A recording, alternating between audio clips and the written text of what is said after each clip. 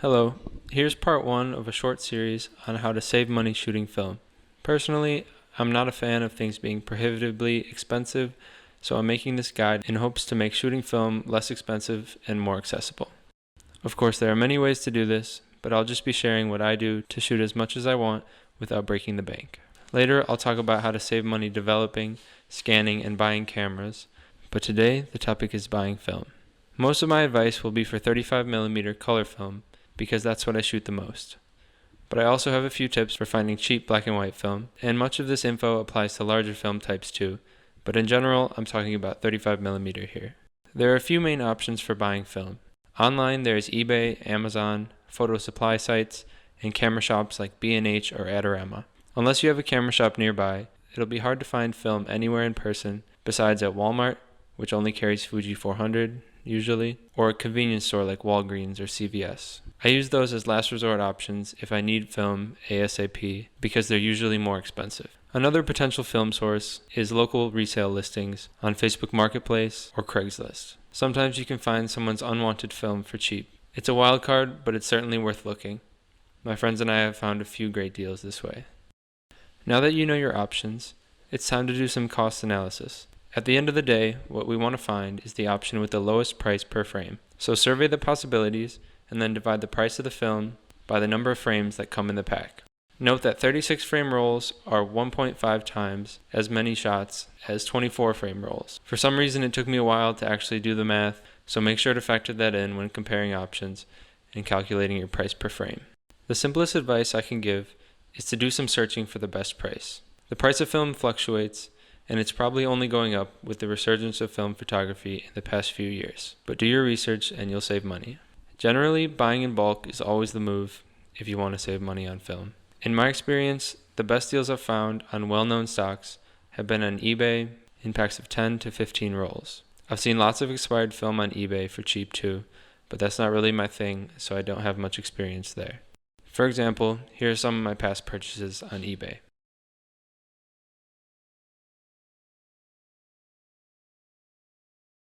The best deal I know on any film is to buy 100 or 400 foot bulk rolls and roll it yourself with the help of a bulk loader and or dark bag.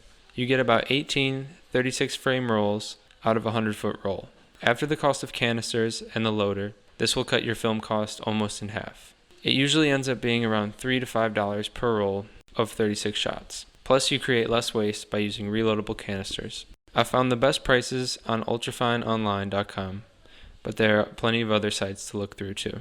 For black and white, this is usually the cheapest and easiest option available. For color, you need to buy bulk rolls of motion picture film.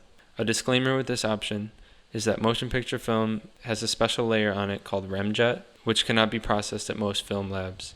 I developed my film myself, so I can remove this layer with a simple extra step in the development process. It's no big deal at all if you're developing at home. This is how I purchased most of my film, and I've really enjoyed having what feels like an unlimited supply with so many rolls on deck in the fridge. Just to be clear, the black and white bulk rolls do not have the remjet layer, and therefore can be processed like normal at a lab if you want to. Here are some of my previous purchase of bulk rolls of film. There's obviously less options in terms of film stocks, but on the upside, the stocks you get are pretty unique, and in my experience, they work great.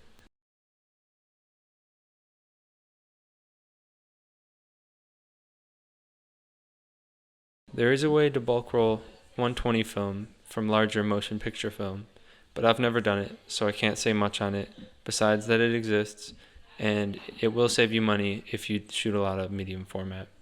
A secret way to get cheap film is to walk into Walmart and accidentally drop film into your pocket and leave. So for the sake of simplicity, here's a list of options from least expensive to most.